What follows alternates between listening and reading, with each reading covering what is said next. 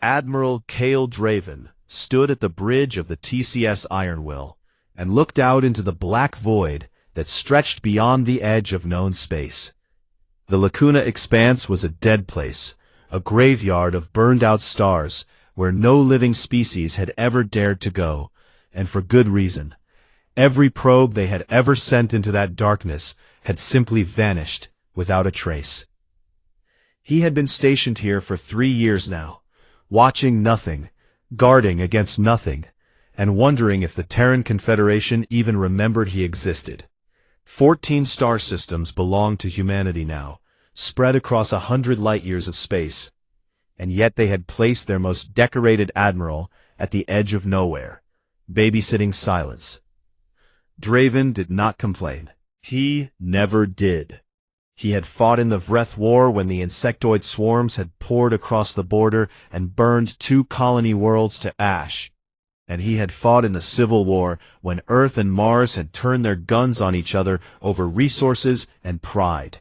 He had seen enough blood to fill oceans, and the quiet of the expanse was not the worst assignment he could imagine. But tonight, something felt wrong. His second-in-command, Commander Lyra Tanis, noticed it too. She walked up beside him and crossed her arms, staring at the same empty stretch of space he had been watching for the past hour. "You feel that?" Draven asked without looking at her. "Like a storm coming," Tanis said quietly, "except there is nothing on the sensors." There was nothing, until there was everything. At exactly 0347 hours, the darkness of the Lacuna Expanse tore open like a wound. A crack of blinding white light split across the void, stretching wider and wider until it was large enough to swallow a planet. And from within that light came ships, thousands of them, tens of thousands, more than Draven had ever seen in one place in his entire military career. They were not like any vessels humanity had ever encountered. They were made of something that looked like crystal and light, enormous structures that seemed to sing as they moved through space, humming with a frequency that made the walls of the Ironwill vibrate and the teeth of every crew member ache. "Sir," the sensor officer shouted, and there was real fear in his voice, "I am reading over 40,000 contacts, and they are still coming through." Draven gripped the railing in front of him and said nothing for a long moment. 40,000 ships. The entire Terran Navy had maybe 6,000 warships spread across all 14 systems. And most of those were patrol frigates and old destroyers held together with hope and welding wire. "Are they hostile?" Tanis asked. "Unknown. They are not targeting us, but they are not stopping either." Then the message came. It hit every communication channel at once. Military frequencies, civilian bands, emergency broadcasts, personal communicators, even the ancient radio wavelengths that nobody used anymore. It came in English and Mandarin and Arabic and Spanish and Hindi and French and Russian and 100 other languages, including some that had been dead for thousands of years, languages that no living human could speak. The voice was calm and beautiful and impossibly old, and it said one thing: "Children of the Athiari, your makers have returned. Prepare to fulfill your purpose." Silence fell across the bridge of the Ironwill. Every officer stared at their screens, then at each other, then at Draven, waiting for him to tell them what to do, waiting for him to make sense of what they had just heard. He could not make sense of it. Nobody could. Within the hour, the message had reached every corner of the Terran Confederation, and the reaction was exactly what anyone would expect. Panic, confusion, terror, and 1,000 different theories about what it meant. Religious groups declared it was the voice of God. Conspiracy theorists said it was a trap. Politicians demanded calm while privately screaming at their advisors for answers. On Earth, in the deep underground laboratories of the Confederation Science Directorate, a woman named Dr. Sarah Voss heard the message and felt something inside her brain shift, not painfully, but strangely, like a lock turning that she had never known existed.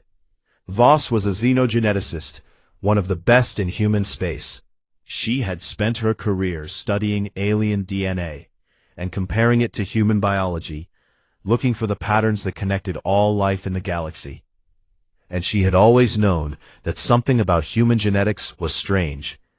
There were sequences in human DNA that did not match any evolutionary pathway, chunks of code that served no apparent purpose, and anomalies that every scientist before her had simply labeled as junk and ignored. But now those junk sequences were waking up. She ran to her lab and pulled up the genome scanners, and what she saw made her blood run cold. The so-called junk DNA was unfolding, layer after layer of encoded information, revealing itself like a book that had been locked shut for millions of years. And inside that book were things that should not have been there. Star maps of systems that humanity had never visited, tactical schematics for weapons that did not exist, biological data on alien species that no human had ever encountered. And buried deepest of all, written into the very foundation of human genetics, was a single directive, a command encoded at the molecular level, older than civilization itself, older than language, older than memory. It said, "Obey the Athari." Voss stared at her screen and felt sick. If this was real, and every test she ran said it was, then humanity had not evolved naturally at all. They had been designed, engineered, built like a machine for a specific purpose, and that purpose was war. She called Admiral Draven on an encrypted channel and told him what she had found. "You are telling me," Draven said slowly, "that we are weapons." "I am telling you that someone made us to be weapons," Voss replied, "billions of years ago, and now they are here to collect." The news spread through military channels first, then leaked to the public within days. The reaction was chaos. Some people refused to believe it. Others fell into despair. And a small but growing number began to feel something they could not explain. A pull in their chest, a warmth in their minds, a quiet voice whispering that the Athari were right, that this was what they were meant for, that serving the Makers was not slavery, but destiny. Draven watched reports of people walking toward military bases in their sleep, of soldiers suddenly unable to point their weapons at the crystal ships on the targeting screens, of children drawing symbols they had never seen before, symbols that matched the Athari star maps exactly. It was happening slowly, but it was happening. On the bridge of the Iron Will, Tanis walked up to Draven again. The Athari armada still hung in space beyond the border, beautiful and terrible and perfectly still. They had not fired a single shot, had not made a single aggressive move, and somehow that was worse than any attack, because it meant they did not consider humanity a threat at all. "Sir," Tanis said, "Command wants to know our orders. Do we engage? Do we retreat? Do we attempt communication?" Draven looked at the crystal fleet on his tactical display, those impossible ships built by a race that had apparently created humanity itself. And he thought about everything Voss had told him, about the code in their blood, the directive in their bones, the purpose they had never asked for and never wanted.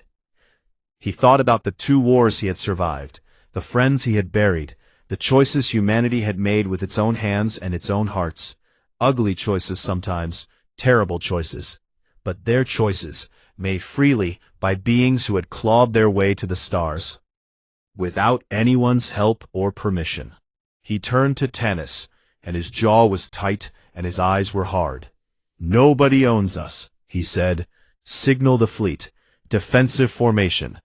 Tanis nodded once, sharp and certain, and across the border of known space, the ships of the Terran 7th Fleet turned their guns toward the gods who had made them, and waited. They built the station in 9 days, a hollow ring of metal and glass, floating in the empty space between the Terran fleet and the Athari armada. And they called it Threshold, because that was exactly what it was, a doorway between 2 worlds that should never have met. Counselor Amara Osai was chosen to lead the human delegation. She was tall and calm, and had a voice that could make a room full of screaming politicians fall silent with a single word. She had brokered the peace treaty that ended the Civil War. And she had negotiated trade agreements with the Vreth Combine after 2 years of brutal conflict. And everyone in the Confederation agreed that if anyone could talk to the beings who had created humanity, it was her. But even Osai felt afraid as she walked through the airlock of Threshold and into the meeting chamber. The Athari delegation was already waiting. There were 5 of them, tall figures made of something between flesh and light, their bodies shimmering with colors that human eyes could barely process. They moved like water and stood like statues, and the air around them hummed with a frequency that made the human delegates feel like they were standing inside a church organ. Their leader was called Valeth's Son, and it was the oldest living thing any human had ever encountered. It claimed to be one of the original architects of humanity, one of the scientists who had designed the first genetic templates billions of years ago on a small blue world at the edge of the galaxy. Valeth's Son looked at the human delegation the way a gardener might look at flowers that had grown wild in an abandoned yard, with surprise and something like fondness, but also with the quiet certainty that the flowers still belonged to the garden. "We welcome you," Valeth's Son said, and its voice was warm and layered, like many people speaking at once in perfect harmony. "We have waited so long to see what you have become." Osei sat down across from the ancient being and folded her hands on the table. "Then perhaps you should start by telling us what you made us to be," she said. And so Valeth's Son told them the truth. Billions of years ago, the Athiari had been the greatest civilization in the galaxy. They had mastered time and space and energy. They had built wonders that younger species could not even imagine, and they had believed, foolishly, as Valeth's Son admitted, that they were beyond all threats. They were wrong. From the darkness between galaxies came the hollow tide. Not a species, not an army, but something worse. It was a living hunger, a parasitic intelligence that consumed everything it touched, absorbing the knowledge and matter of entire civilizations and growing stronger with each one it devoured. It had no diplomats, no demands, no ideology. It simply ate. The Athiari fought back with everything they had, and for a time they held the line. But the tide was endless and patient, and it learned from every battle. Slowly, inevitably, the Athiari began to lose. In desperation, their greatest scientists conceived a plan. They would create a biological weapon, a species designed from the ground up to be the perfect soldier. This species would be aggressive but social, individualistic but loyal, creative but ruthless, capable of enduring pain and loss that would destroy any other being, and driven by an irrational refusal to accept defeat under any circumstances.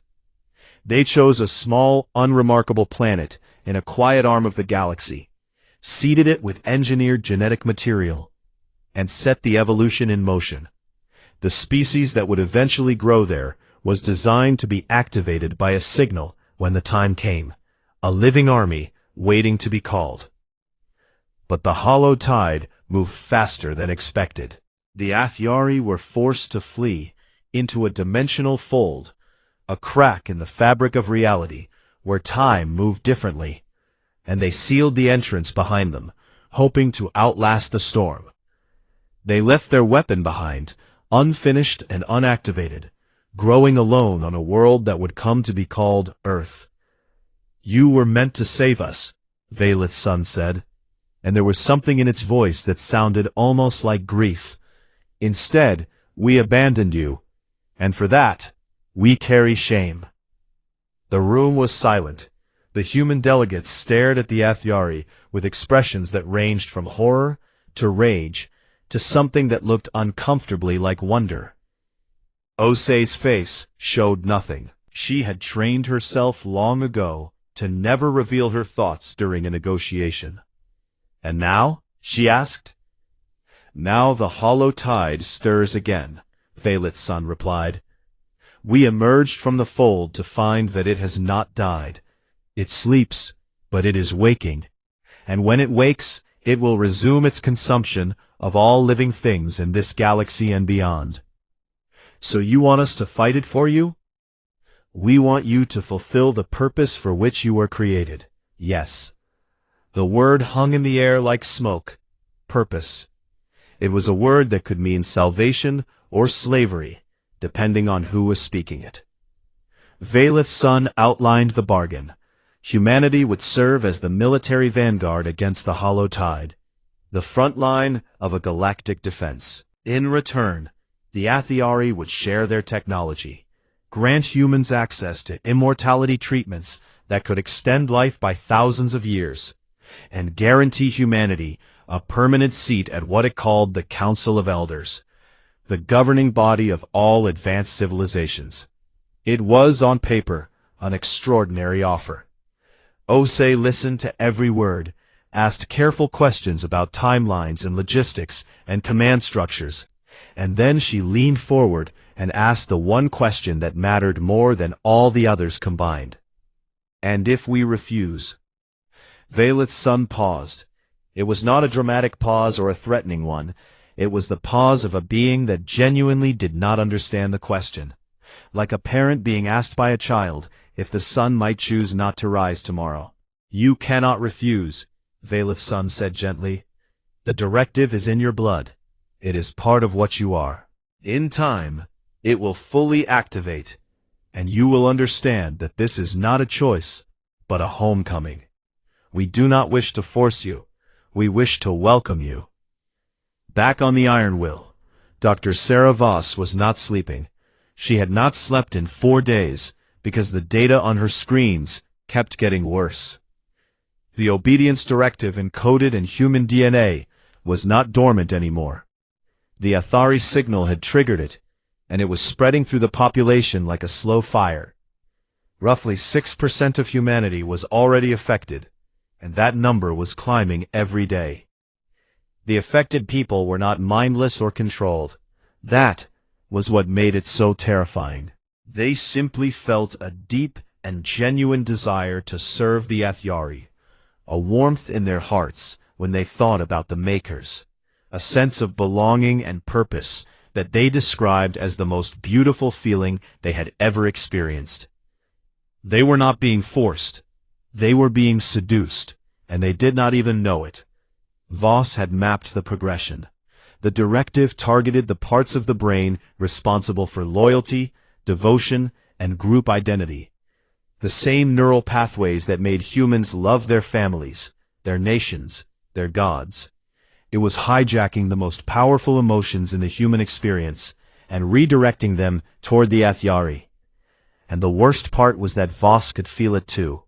A tiny whisper at the back of her mind, a gentle tug that told her everything would be better if she just stopped fighting and accepted what she was. She caught herself 3 times, staring at images of the Athiari crystal ships, with tears running down her face. Overwhelmed by a longing she could not explain. She slapped herself hard across the face each time and went back to work. On the colony worlds, a movement was growing. They called themselves the Ascendants, and they believed that the Athiari were not conquerors, but saviors. They held rallies and gave speeches about humanity's sacred purpose, and their numbers swelled every day as more and more people felt the pull of the directive. The Ascendants were not stupid or weak. That was the danger. They were doctors and engineers and soldiers and teachers, good people who had simply been caught by a signal designed to catch them, and they truly believed they were making a free choice. Counselor Osei returned from Threshold with the Athiari's offer and presented it to the Confederation Council. The debate was furious and lasted for days, with voices screaming from every side. Some wanted to accept. The technology alone would advance humanity by millennia, and the hollow tide was a threat to everyone, not just the Athiari. Some wanted to fight. They would rather die free than live as someone else's weapon. And some, quietly, had already made their choice. Osei noticed at least 4 council members whose eyes had that distant, warm glow she was learning to recognize, the glow of the directive taking hold. She pulled Admiral Draven aside after the session, and told him what she had seen. "It is already inside the government," she said. "I know," Draven replied. "It is inside the fleet too. I have had to relieve 11 officers this week, because they could not bring themselves to maintain battle readiness against the Athari ships." "Can we fight them?" Osei asked. Draven was quiet for a long time. "I have run every simulation," he said. "Every scenario, every possible strategy. Their technology is so far beyond ours that it is not even a fair comparison. It would be like throwing rocks at a hurricane." "Then what do we do?" Draven looked at her, and she saw something in his eyes that she had never seen before in a man who had survived 2 wars without breaking. She saw fear. Real and honest fear. Not of dying, but of something worse. "Voss says there might be a way to fight the directive," he said. "She is working on something, but she needs time." "How much time?" "More than I think we have." Osei nodded slowly and looked out the window at the stars. Those same stars that humanity had reached on its own, with its own ships and its own hands, and its own stubborn refusal to stay on one small world. Someone had designed that stubbornness. Someone had built it into their genes like a weapon. But that did not make it any less real, and that did not make it any less theirs. She turned back to Draven. "Then we give her time," she said. "Whatever it costs, however we have to do it, we give her time." And somewhere in the space between the 2 fleets, the crystal ships of the Athari hung in perfect silence, waiting with the infinite patience of a species that had never once considered the possibility that their creation might look them in the eye and say no.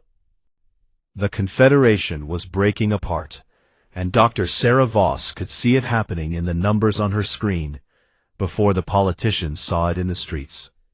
18%. That was the number now.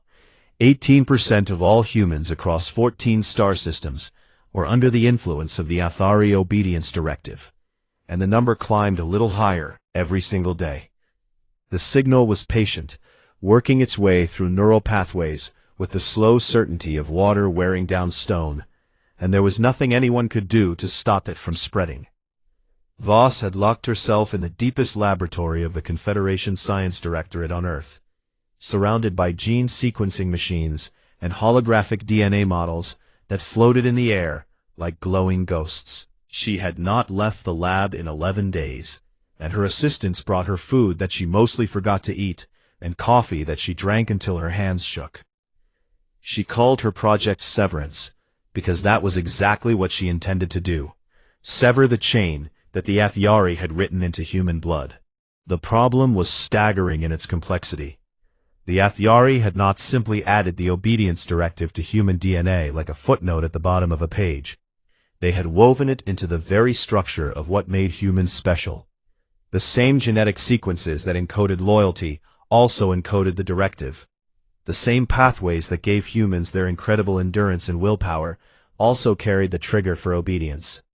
It was all tangled together like roots beneath a tree, and pulling out one meant risking the destruction of the others. If she removed the directive completely, she might also remove the traits that made humans resilient, creative, and brave. She would free them from the Athari's control, but leave them diminished, lesser versions of themselves. That was not good enough. While Voss worked in her lab, the galaxy above her was falling into chaos. The Ascendant movement had grown from a fringe group into a political and military power. On the colony worlds of New Carthage and Elysium, Ascendant leaders had seized control of the planetary governments and declared their allegiance to the Athari. They invited Athari observers to land on their worlds, and the crystal beings descended from the sky like angels, greeted by crowds of weeping, joyful humans who fell to their knees and reached up with open hands. The images were broadcast across the Confederation, and they were the most disturbing thing Draven had ever seen. Not because the Ascendants looked enslaved, but because they looked happy. They looked at peace, fulfilled, purposeful in a way that most humans spent their entire lives searching for. And that happiness was the most effective weapon the HFY had. "How do you fight an enemy that makes people feel loved?" Tanis asked Draven, one evening on the bridge of the Iron Will. He did not have an answer. The Confederation Council formally condemned the Ascendant takeovers, and authorized military action to retake the two colonies. But the orders were never carried out. Too many officers in the fleet had been touched by the directive, and the chain of command was riddled with people who quietly delayed orders, lost paperwork, or simply refused to fire on fellow humans who were, in their minds, simply coming home. Draven realized that the conventional approach was not going to work. He could not win a political fight when the enemy could literally rewrite the loyalties of anyone at any time, and he could not win a military fight against the HFY's vastly superior technology. He needed allies, and he knew exactly where to find them. The Vreth Combine had been humanity's greatest enemy 10 years ago. The insectoid species had attacked human colonies without warning, and the war that followed had been the bloodiest conflict in Terran history. But the Vreth were not evil. They were territorial and aggressive, and they had miscalculated badly, and the peace treaty that followed had left both sides wounded, but respectful. Draven sent a message to the Vreth High Matriarch, and she agreed to meet him on the neutral station at Kepler 442. The matriarch was enormous, a creature of black chitin and compound eyes that glittered like rubies in the dim light of the meeting room. Her translators rendered her clicking speech into flat, emotionless English. But Draven had learned during the war that the Vreth felt emotions as deeply as any human. They simply expressed them differently. "You wish our help against the HFY?" the matriarch said. It was not a question. "I wish an alliance," Draven replied. "Not just with you, with everyone. The HFY are a threat to every species in this galaxy, not just us." "You are their creation," the matriarch said. "Why should we trust that you are not simply a more elaborate trap?" It was a fair question, and Draven knew that the answer mattered more than any battle he had ever fought. "Because we did not ask to be made," he said, "and we did not ask for their war. We built ourselves, our cities, our ships, our history. We fought you, and we bled, and we made peace. Everything we are, we earned. And I will not let anyone, not even the beings who designed our DNA, take that from us." The matriarch studied him for a long time with those ruby eyes, and then she made a sound that the translator could not process, but that Draven somehow understood was respect. Within weeks, the alliance was formed. The Vreth Combine, the crystalline Morvi Collective, the gas-dwelling Fenari, and 3 other species whose names human mouths could barely pronounce. They called themselves the Free Compact, and every one of them was terrified of what the HFY represented. None of them had known that humans were engineered. The revelation shook galactic politics to its foundations. If the HFY had created one species, had they created others? Were the Vreth also designed? The question spread like fire, and suddenly every species in the galaxy was examining its own genetic code with desperate urgency. In the Lacuna Expanse, Valeth's son watched the formation of the Free Compact through sensor arrays that could read the text on a datapad from 1,000 light-years away, and for the first time in its ancient existence, it felt something that it did not immediately recognize. It took the old being several hours to identify the emotion, because it had not experienced it in billions of years. It was doubt. Valeth's son had designed humanity to be adaptable, to form alliances, to inspire loyalty in others. These were features, not flaws. The fact that humans were now using those very traits against their creators was not a malfunction. It was the system working exactly as intended, in a direction that had never been anticipated. "They are more than we planned," Valeth's son said quietly to its advisors. "They are still ours," one of them replied. "Are they?" Valeth's son asked, and received no answer. Back on Earth, Voss finally had her breakthrough at 3 in the morning on a Tuesday, and she screamed so loudly that 2 security guards burst into the lab with weapons drawn. She could not remove the obedience directive. That was the truth she had been fighting for weeks. It was too deeply woven into human genetics, too entangled with the traits that made humanity what it was. Removing it would be like trying to remove the color from a painting without destroying the image. But she did not need to remove it. She needed to overwrite it. The directive was a command, a piece of genetic programming that said, "Obey the HFY," but it was written in a language, and any language could be rewritten. Voss had found the key, the molecular structure that allowed the directive to interface with human neural pathways, and she realized that she could change the message without destroying the messenger. She could replace "Obey the HFY" with something else, anything else, a new directive, chosen by the individual, written over the old one like fresh paint on a wall. The HFY code would still be there, buried beneath the new layer, but it would be silenced, overridden, powerless. It required direct neural stimulation combined with genetic therapy. And the pain was extraordinary. Every test subject reported feeling like their brain was being torn apart and reassembled, like their very sense of self was dissolving and reforming. But it worked. The first volunteer was a Marine sergeant named Riva Cortez. She had been fighting the directive for weeks, spending her nights gripping the edges of her bunk and grinding her teeth against the warm voice in her head that whispered she should lay down her weapons and walk toward the crystal ships. She lay on the table in Voss's lab and looked up at the doctor with eyes that were red from sleepless nights and raw from crying. "Will it hurt?" she asked. "Yes," Voss said honestly, "more than anything you have ever felt." "Good," Cortez said. "I want to feel it. I want to know it was my choice." The procedure took 47 minutes. Cortez screamed for most of it, a sound that made the lab technicians flinch and look away. And when it was over, she lay still on the table for a long time, breathing hard, covered in sweat. Then she opened her eyes. The warmth was gone, the gentle whisper, the loving pull, the sense of belonging that had been slowly drowning her will for weeks. It was all gone, replaced by a silence that felt like the first breath of clean air after being trapped underwater. She sat up slowly, shaking, and looked at her hands as if seeing them for the first time. "How do you feel?" Voss asked. Cortez smiled, and there was blood on her teeth and fire in her eyes, and something fierce and unbreakable in the way she held her shoulders. "Like myself," she said, "for the first time, like myself." Word of Project Severance spread through the military first, then to the civilian population.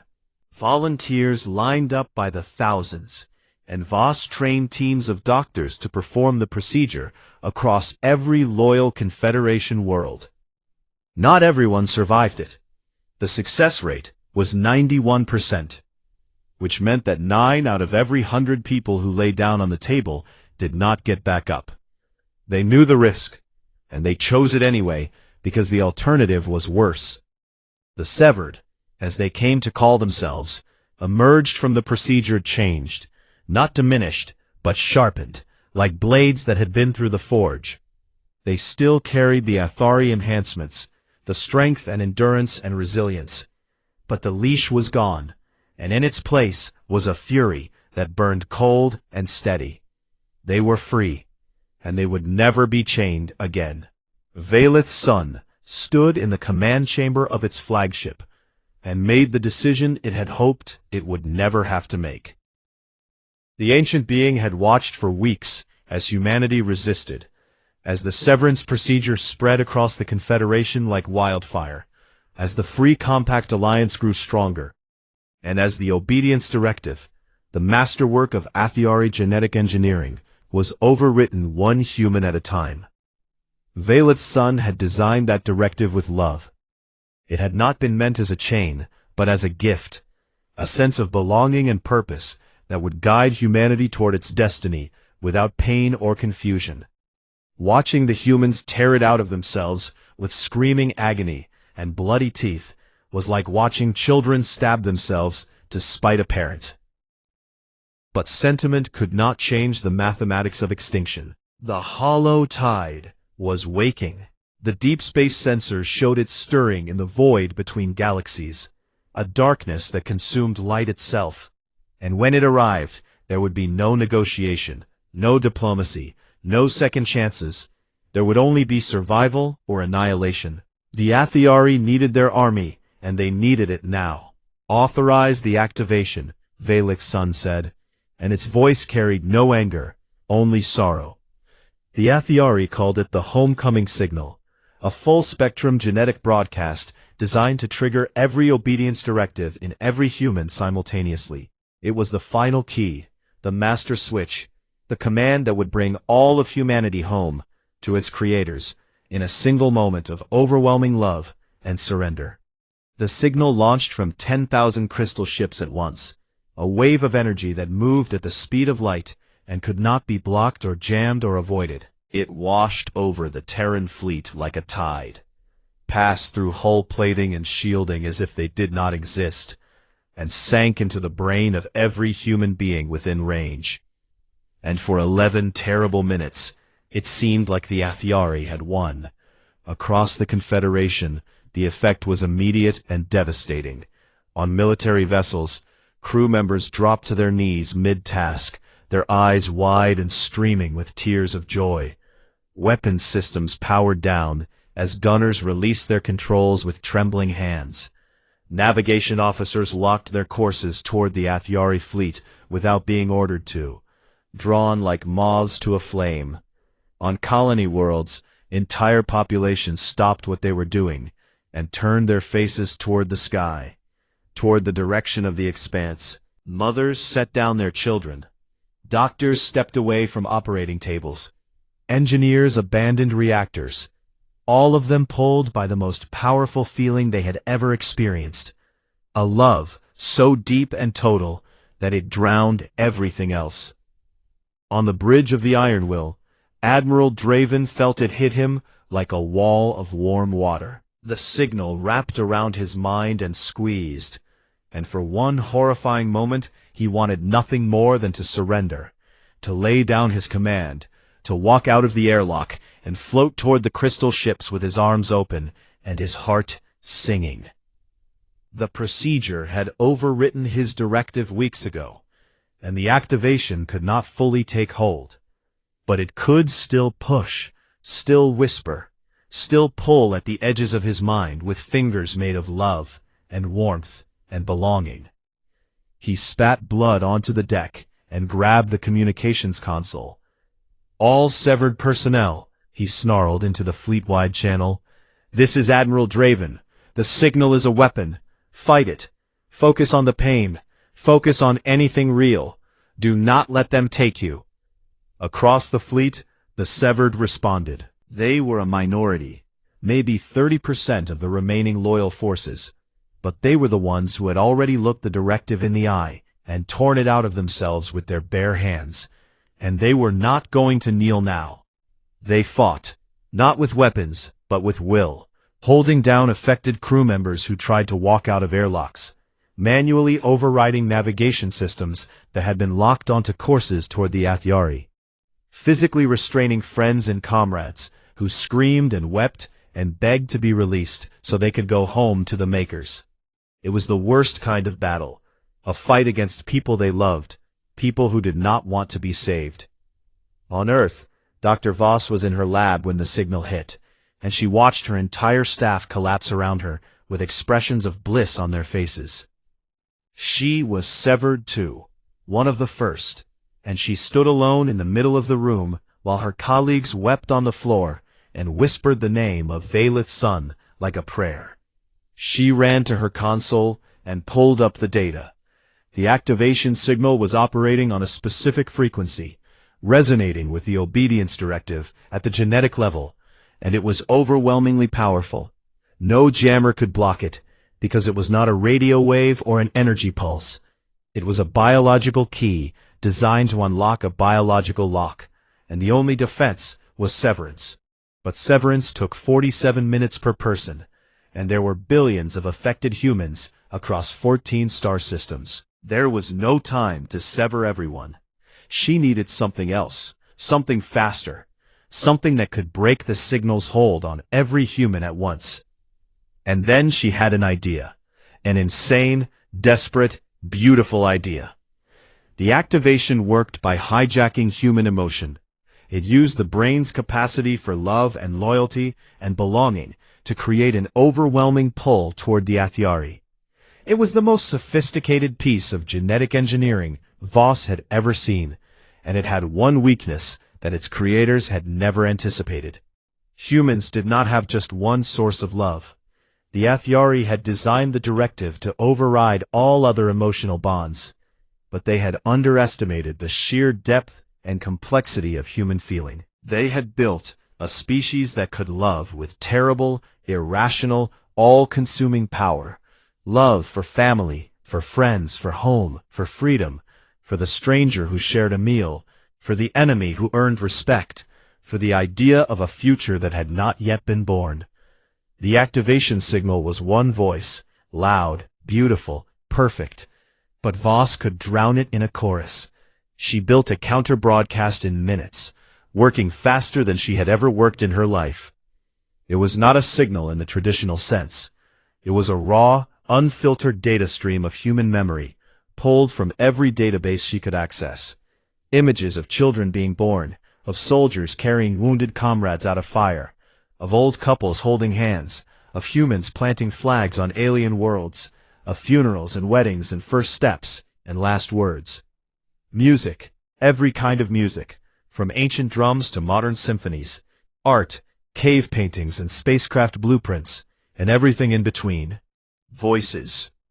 Billions of voices speaking billions of words in every language humanity had ever used, saying, "I love you, and I am afraid, and I will not quit, and you are not alone." She launched the broadcast on the same frequency as the activation signal, and it hit the affected humans like a second wave. Not a command, not a directive, not an order to obey or resist, just a reminder. A reminder of who they were.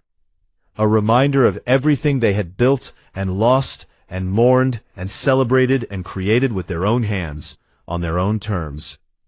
And across the galaxy, the activation shattered. Not because the counter-signal was stronger. It was not. The HFY technology was vastly superior in every way. But the activation was a single note, and Voss had unleashed an entire symphony, and the human brain, that beautiful, chaotic, impossible organ that the HFY had designed to be the most adaptable processing system in the galaxy, chose the symphony.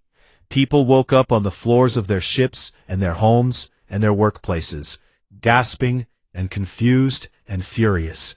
They woke up with memories of the warmth that had tried to swallow them, and they woke up knowing that they had almost been taken, almost been consumed, almost been erased, and the anger that followed was unlike anything the galaxy had ever seen. The Terran fleet roared back to life. Weapons systems came online. Engines fired. Targeting computers locked on to the Crystal Armada, and across 14 star systems, the children of Earth screamed defiance at the gods who had made them. Admiral Draven ordered the attack, and the Free Compact allies joined the charge. Vreth swarm fighters pouring out of carrier ships, Morvi energy vessels pulsing with crystalline fire, Fenari gas cruisers that moved like living storms. The battle was catastrophic. The HFY technology was devastating, and human ships died by the hundreds in the first exchange.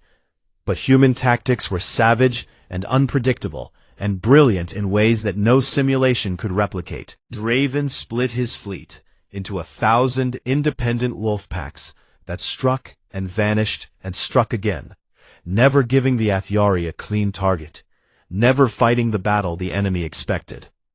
The Ascendant forces fought alongside the HFY, and that was the cruelest part. Humans killing humans in the shadow of crystal ships, brothers and sisters on opposite sides of a war that should never have happened. Draven led the final assault himself. He took the Iron Will and 12 volunteers on a suicide run straight into the heart of the HFY command formation, absorbing fire that tore his ship apart deck by deck, losing crew members with every passing second, driving forward through a storm of light and death, with nothing but human stubbornness keeping the engines burning. His mission was not to destroy, it was to deliver. Dr. Voss was aboard, carrying a device loaded with the severance code, modified to broadcast through the HFY's own communication network. If she could reach the core systems of the HFY command ship, she could upload severance to every human in the galaxy simultaneously. The Iron Will died 3 kilometers from the HFY flagship, its hull breached, its engines gone, its crew reduced to a handful of bleeding survivors. Draven and Voss crossed the gap in emergency suits, drifting through a battlefield of fire and wreckage, and they entered the crystal ship through a rupture in its hull. Inside, the HFY vessel was beautiful. Corridors of living light, walls that sang, air that tasted like starlight, and Voss ran through it with blood floating behind her in the zero gravity, following the signal to the core. She reached it, she uploaded severance, and, across the galaxy, the chains broke. Every human who had been held by the activation felt it snap. A moment of disorientation, then clarity, then fury, then grief, then something that none of them could name, but all of them understood. Freedom. Real, earned, agonizing, beautiful freedom. On the bridge of the dying HFY flagship, Vaylith's son stood in the wreckage and watched its armies collapse. The ascendant forces wavered as the humans among them woke from the dream and looked around in horror at what they had done. The Crystal Fleet, designed to be commanded by a unified force of billions, suddenly found itself without an army. Vaylith's son looked at the tactical display, showing the human fleet, battered, broken, burning, but still fighting, still refusing to stop. And it whispered words that no translator could capture, but that meant something close to wonder. "We made them to be unbreakable," the ancient being said to the empty room. "We simply never considered that they would break free of us." The silence after the battle was the loudest thing Admiral Cale Draven had ever heard.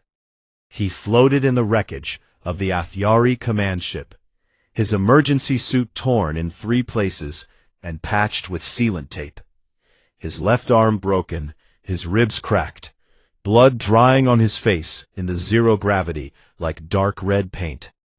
And he listened to the silence of a war that was over. The HFY fleet was retreating. The crystal ships pulled back toward the Lacuna expanse in a slow, mournful procession, their light dimming as they moved, like candles being carried away into the dark. They did not fire as they withdrew, and Draven ordered his forces not to pursue. There had been enough death, enough broken ships and broken bodies tumbling through the void, enough screaming on radio channels that had gone quiet one by one. The cost was staggering. Draven had started the battle with over 2,000 warships, and fewer than 600 were still capable of flight. The Free Compact Allies had lost nearly half their combined forces. Colony worlds had been damaged, stations destroyed, supply lines shattered. But humanity was free. Dr. Sarah Voss found Draven drifting near the core of the HFY ship, barely conscious, and she grabbed his arm and pulled him toward the breach in the hull, where a Terran rescue shuttle was waiting. He tried to speak, and she told him to shut up and save his strength, and for once in his life, the Admiral did as he was told. The days that followed were a blur of triage and recovery, and grief.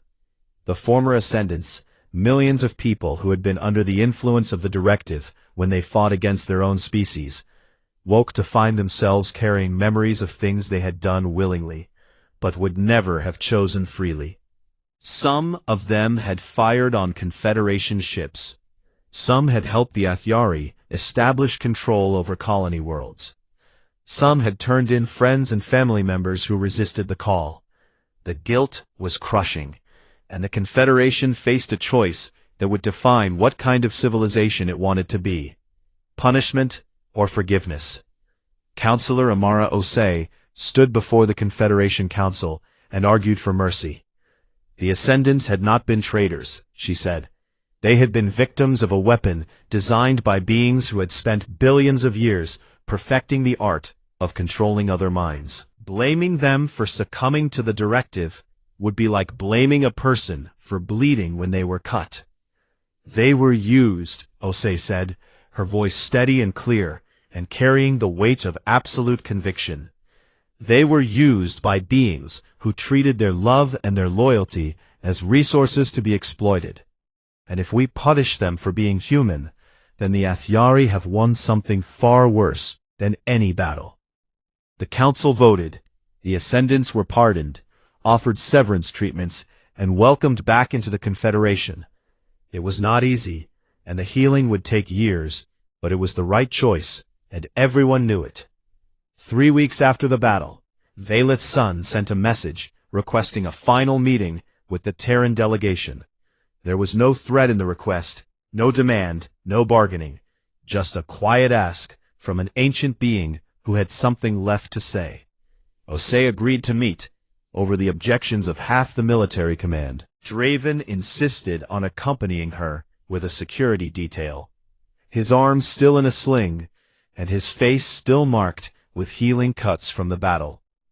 They met on Threshold Station, which had survived the war, mostly intact. Valeth's son came alone this time, without advisors or guards, and it looked different than before.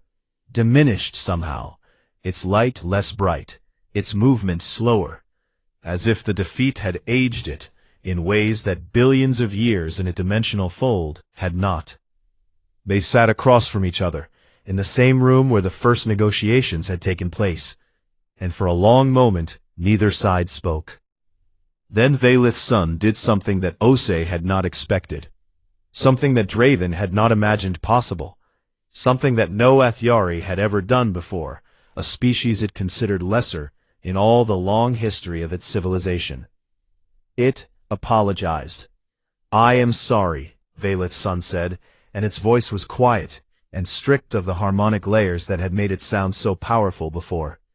It sounded almost human now, almost fragile. "I am sorry for what we did to you, not for creating you, because I cannot regret the existence of something as extraordinary as what you have become. What we assumed about you, for what we tried to take from you, for the arrogance of believing that because we made you, we owned you." Osei listened without expression. "I have lived for longer than your species has existed," Valeth's son continued. "I have seen empires rise and fall, stars born and die. Entire galaxies reshaped themselves over the course of ages. And in all that time I never once encountered something I could not understand. Your universe was a puzzle, and I always had the answer."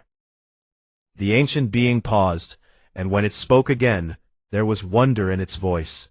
Real wonder, the kind that comes from encountering something truly new after an eternity of knowing everything. "Until you," it said, "we designed you to be weapons, biological machines optimized for war, aggression, endurance, and obedience. We wrote the specifications ourselves and encoded them into your very cells. We knew exactly what you were supposed to be, because we had decided what you were supposed to be. And then we left you alone for billions of years, and you became something we never designed, never intended, never imagined. You became a civilization. You created art and music and philosophy and love and cruelty and mercy and justice and 1,000 other things that were not in any of our blueprints. You developed souls, and I do not use that word lightly, because I have studied every form of consciousness in this galaxy, and I know the difference between a mind and a soul. We gave you the capacity for loyalty and you invented love. We gave you aggression, and you invented courage. We gave you the drive to survive, and you invented hope. These were not features we programmed. These were things you created yourselves, from nothing, from the raw materials we gave you. And they are more beautiful and more terrible than anything we could have designed on purpose. Valeth's son fell silent, and Osei could see that the ancient being was struggling with emotions it had not felt in millennia. Shame, and admiration, and loss, and something else. Something that looked very much like the beginnings of respect. I failed you, Valeth's son said, not by creating you. I failing to see what you had become. And for that, I carry a weight that I suspect will last the rest of my existence. The room was quiet for a long time. Then Osei spoke, and her voice was not angry or cold or triumphant. It was calm and clear and honest. You say the hollow tide is real, she said. It is, Valeth's son replied. It is the one truth I have told you that has never changed.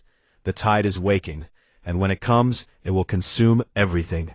My people, your people, the Vreth, the Morvi, every living thing in this galaxy and beyond. We have perhaps a century before it reaches us, perhaps less. What will the Afari do? Valeth's son's light flickered, and for a moment it looked impossibly old and impossibly tired. We will retreat into the dimensional fold again, it said. We will hide, as we hid before, and hope that the tide passes. It is, I know this, a coward's choice. But we are too few now, and too weakened, and I do not know what else to do. Osei looked at Valeth's son for a long time, studying the ancient being who had created her species, and tried to enslave it, and failed, and apologized, and she thought about everything that had happened, the fear, and the fury, and the broken ships, and the broken people, and the terrible, beautiful moment when humanity had chosen itself over the warmth of surrender. And then she thought about the future, not the past, not the pain, but the vast and terrifying and wonderful unknown that lay ahead of them all. You built us for war, she said. You were right about that much. We are very good at it.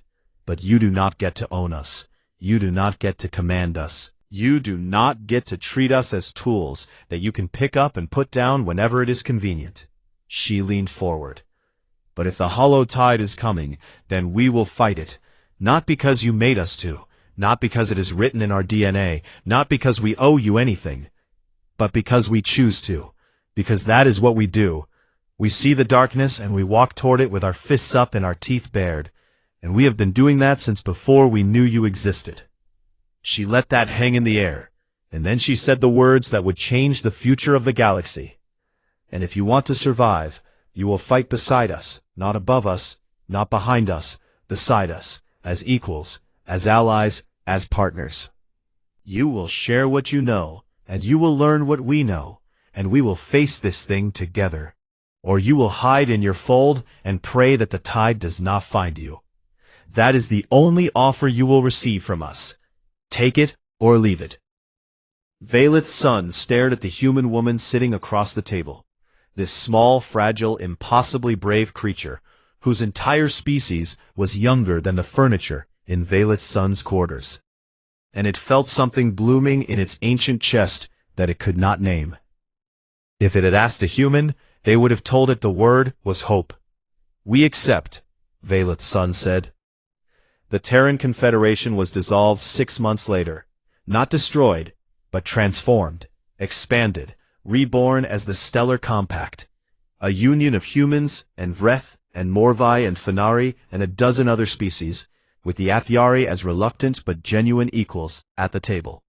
It was messy and contentious and full of arguments and compromises and shouting matches that lasted for days. And it was the most functional interstellar government the galaxy had ever seen, because it was built on the one thing the Athiari had never understood: choice. Dr. Voss began a new project, not severance, but its opposite. She took the unlocked Athiari genetic code and began adapting it, not as a weapon or a leash, but as a gift.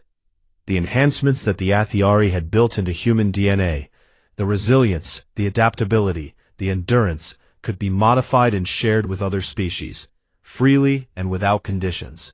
For the first time in galactic history, the knowledge of the most advanced civilization that had ever existed was being distributed to everyone who wanted it. Admiral Draven took command of the newly formed compact Vanguard fleet, the first line of defense against the Hollow Tide. His crew was a patchwork of every species in the compact, humans and Vreth and Athiari, and others working side by side on a flagship that combined technology from a dozen different civilizations. They called the ship the TCS Defiance, because of course they did. On the day the Vanguard fleet launched, Draven stood on the bridge and looked out through the viewport at the stars. Behind him, his crew moved with quiet efficiency. A Vreth tactical officer clicking softly to herself as she ran battle simulations. A Morvi engineer humming as it calibrated the hybrid drive systems. An Athiari advisor standing in the corner with its light dimmed in respect, offering knowledge but not commands. And beyond the viewport, past the stars and the planets and the shipping lanes of a galaxy that was learning to stand together for the first time. Beyond all of that, in the dark space between galaxies where no light had ever reached, something ancient and hungry was beginning to move. Draven could not see it yet, nobody could, but he knew it was there, and he knew it was coming, and he knew that the fight ahead would make everything that had come before look like a schoolyard scuffle. He was afraid. Any sane being would be. But the stars were full of stubborn and angry and brilliant life. Life that had been made as a weapon and had chosen to become something more. Life that refused to be owned and refused to kneel and absolutely refused to die quietly. Draven smiled. "All hands," he said, and his voice carried across every deck of the Defiance and into the fleet beyond, steady and warm and unbreakable. "Battle stations, we have got a galaxy to save." And the fleet moved forward into the dark, together.